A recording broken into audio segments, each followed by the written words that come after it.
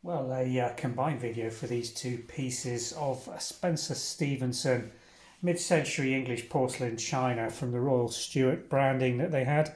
Let's just show you the crown marks on the base of the sugar basin. Nice little semi-wasted round open sugar bowl. It's got this beautiful pink ivy leaf motif and scroll on the design.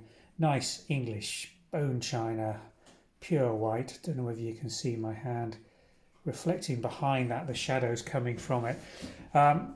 Absolutely fine condition. The gilt on the rims in really good condition. This little sort of Greek urn style half pint milk jug with a very stylized large round arch handle going to this high peak at the top. Again with gilt decoration from the decorators all around the outer side and on both sides of that, and then a single line of gilt decoration around the plain rim with quite a short pouring spout considering the depth and size of the handle, but a nice thing in very good condition, again with Royal Stuart crown marks on the base.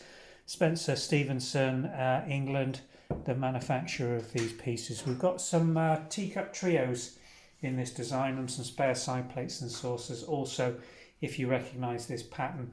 I think it's 277. It will be in the listing, as will all the sizes and pricings for these two pieces, being sold separately for the replacement market.